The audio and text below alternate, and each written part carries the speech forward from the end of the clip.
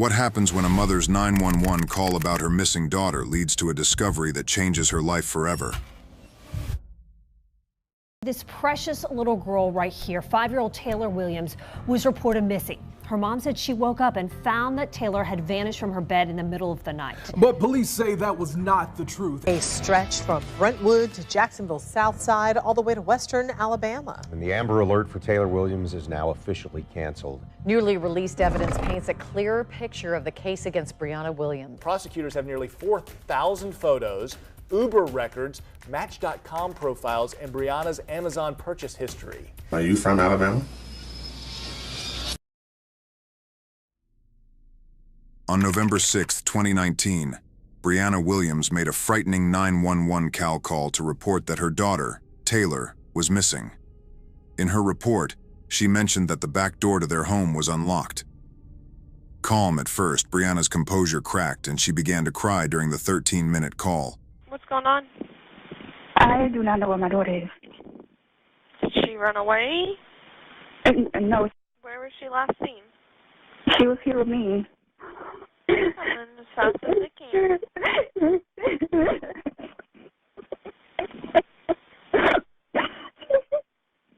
When police arrived, the situation quickly took a weird turn.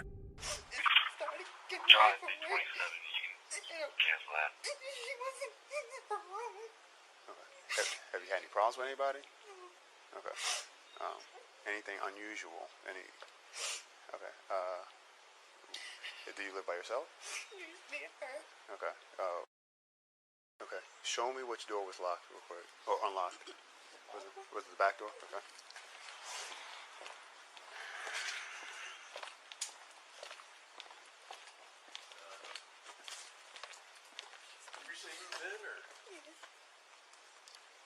Despite initially cooperating, Brianna soon clammed up, leaving investigators puzzled by the inconsistencies in her story. As helicopters were circling outside, she offers police a confusing timeline, like when asked exactly when she moved into the Brentwood home. This was in June? This was in June, when I came July, I think it was like 4th of July or around that weekend. Okay, so I'm a little confused. The officer also struggles to get a firm timeline of when the girl was actually with her mother and not her grandmother in Alabama. So let's fast forward a little bit. So after she came back from living with your mother, was what month? When did she come back to Jacksonville? She came back.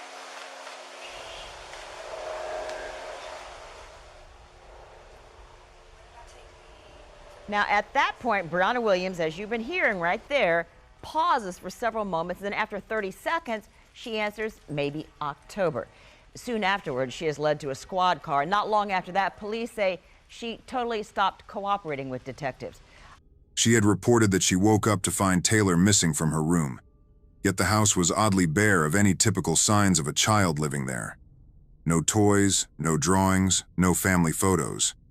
Just Taylor's slippers, an open box of crackers, and her jacket and backpack in the kitchen. Thinking about it, how could a child's room be so empty of any personal items? Even more strange, there were no signs of forced entry or struggle in Taylor's bed. Brianna claimed Taylor's father was in Alabama, and that she last saw Taylor when she put her to bed around midnight. But her story had holes.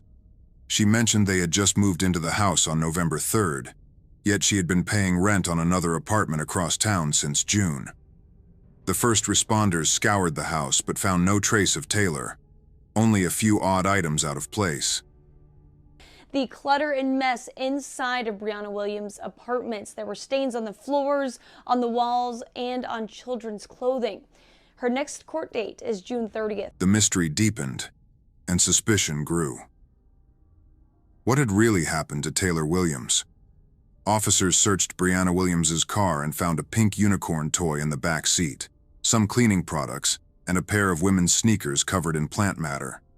The trunk stood out almost perfectly tidy, contrasting sharply with the cluttered interior. Several pages of search warrants say detectives and the cadaver dog smelled decomposition coming from Williams' car and from her South Side apartment.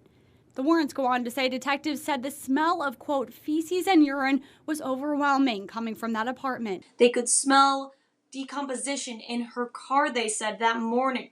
Her neighbors at her Southside apartment said they could smell an odor of death. Shortly before reporting Taylor missing, Williams made a large donation to Goodwill of children's clothes and toys that she said she no longer needed. Adding to the suspicion, Brianna's neighbors mentioned they had never seen a little girl at the house, only Brianna coming and going. Witnesses told police the military mom moved in, but there was no sign of her daughter. When asked, Brianna said that Taylor usually stayed with her grandmother in Alabama whenever she was unavailable. However, her disinterest in cooperating with the police and constant attention to her phone only deepened the investigators' doubts. Officers managed to get contact details for Taylor's grandmother and biological father, who became crucial to follow up with as the investigation progressed. As the case intensified, officers from across the city converged on Ivy Street. They searched Brianna's house again and noticed unsettling details this time around. Guns were found out in the open. A shotgun, a pistol, and an empty holster in Taylor's room. This discovery added another layer of complexity to the case. Taylor's bed had a reddish-brown substance on the side of the plastic headboard, and a similar stain was found on the bedroom door. Though a quick field test showed the substance wasn't blood, it added to the growing list of peculiar findings. Afterward, an Amber Alert was issued for Taylor Rose Williams, prompting a neighborhood-wide search. So this morning, on 11/6/2019 at 7:22 this morning, patrol officers responded to 661 Ivy Street regarding a missing child. Upon arrival, officers learned that 5-year-old Taylor Williams was missing from her bedroom. Patrol officers began an immediate search for Taylor and notified missing persons detectives who responded to the scene and immediately began the investigation. We've since expanded our search area and our manpower to include over 100 police officers and assisting personnel from different agencies. Taylor was last seen dressed in a pink and purple shirt, the pink shirt and purple pajama pants, no shoes. FDLE has completed an Amber Alert. And several neighbors are being searched, several neighborhoods are being searched, and several neighbors are being searched door to door. Our search area is expanded pretty wide. We really need help finding little Taylor. We ask the community if you see anyone or you see anything that looks like it may resemble Taylor. She's 3 feet tall. She's about 50 pounds. She's a black female. She's a beautiful young lady. If anyone in our community sees her, could you please help us and to get her home and get her back safely? Ivy Street and surrounding roads were taped off as K-9 units were deployed to track Taylor's scent, but they were unsuccessful. Even a helicopter was used to canvass the area, yet no trace of Taylor was found. Neighbors reaffirmed they had never seen a little girl at the house, only Brianna. Brianna was then brought in for an interview, and despite her daughter being missing, she seemed unusually calm, almost relaxed, as if ready for a nap. They called your mom. Mm-hmm. She hasn't seen your daughter since January. Yes, she has. Okay, why would she say that? October. Minutes later, Williams ends the questioning. Now, who could afford a nap when their own daughter is missing? Probably just Brianna Williams. Her demeanor starkly contrasted with the panic you'd expect from a parent in such a situation. During the interview, Brianna recounted her morning. She said her alarm went off at 5:30 a.m., and she got up around 6. As she started getting dressed, she noticed the back door was unlocked. She went to check on Taylor, but her room was empty.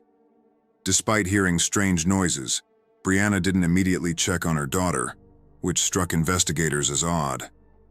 Brianna's story was full of inconsistencies. She mentioned Taylor's favorite toy, Mr. Bear, saying Taylor wouldn't go anywhere without it. This detail was crucial for search teams. However, Brianna's calm, unemotional demeanor remained puzzling. She also revealed she had been paying rent for 2 places for 6 months, the house on Ivy Street and an apartment across town. She claimed she had forgotten to give notice for one lease and had trouble finding movers, which delayed her move. As the investigation deepened, more inconsistencies surfaced. Brianna claimed an urgent need to move out of her previous residence, yet many of her belongings, including clothes, were left behind. Detectives were baffled.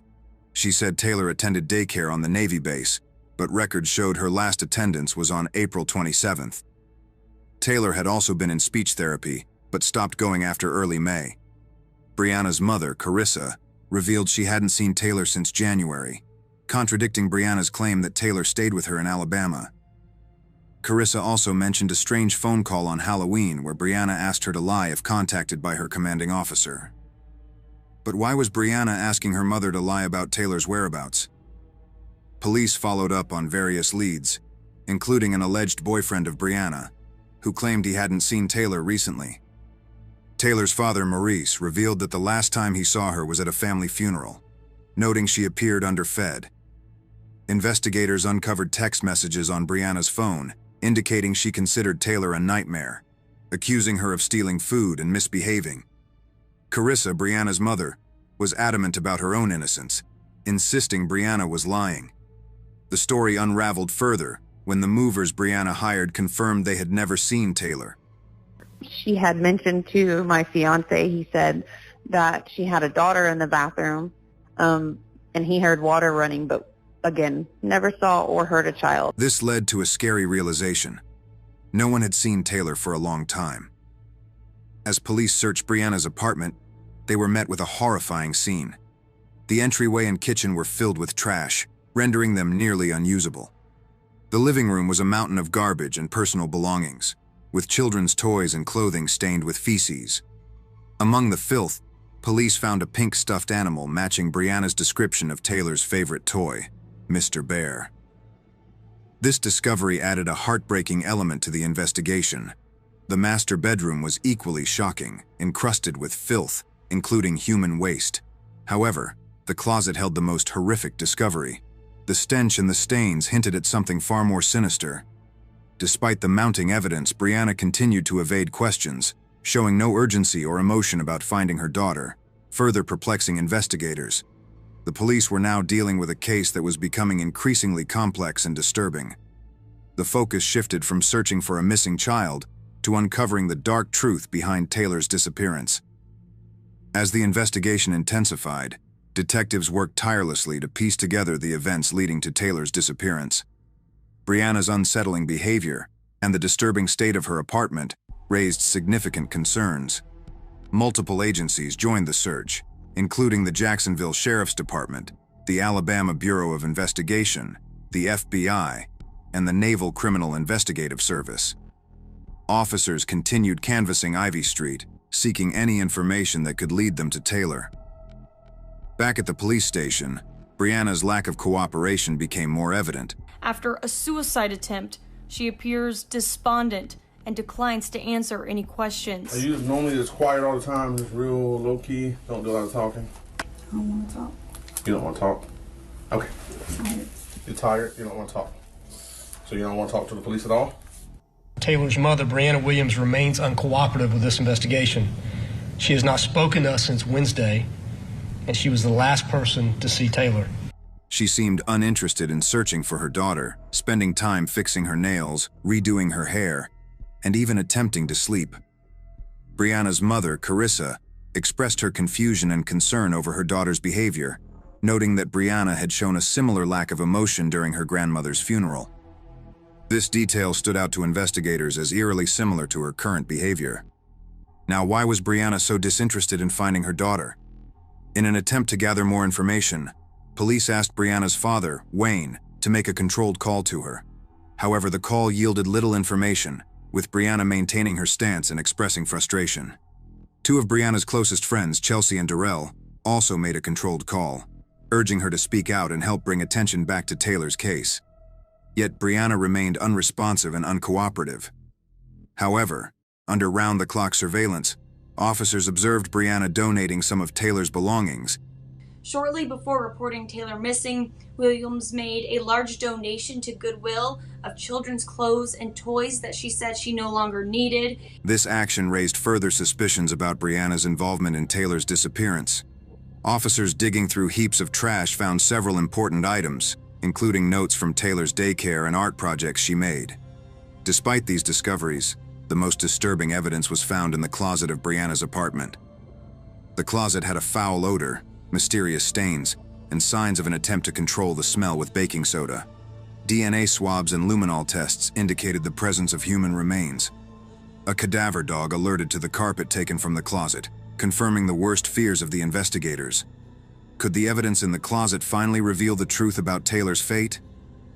Further investigation of Brianna's car revealed even more disturbing clues. The trunk contained a whitish residue, a broken fingernail, and an air freshener. Despite a recent car wash, the vehicle had a pervasive scent of cleaning chemicals. Additionally, police found reddish dirt on the car's underside that matched the soil on a dirt road in Alabama. Brianna's mother expressed deep concern, noting that Brianna had been exhibiting uncharacteristically erratic behavior, becoming angry over simple things. Carissa feared that Brianna had flipped a switch, adding to the mounting suspicion surrounding her. On November 12th, police prepared to arrest Brianna for child neglect and providing false information to law enforcement. However, as her commanding officer arrived to take her to the police station, Brianna experienced a massive seizure and was rushed to the hospital. Showing Brianna Williams in uniform, from the context getting picked up from her barracks. The undated video obtained from the state attorney's office matches the events First Coast News has previously reported happening on or around November 12th, 2019. Cameras rolling on the encounter with Williams and an unidentified man, also in uniform. You know, now they're saying that you're a person of interest now. It's seconds later that Williams becomes sick. She vomits, then becomes quiet. 3 minutes later,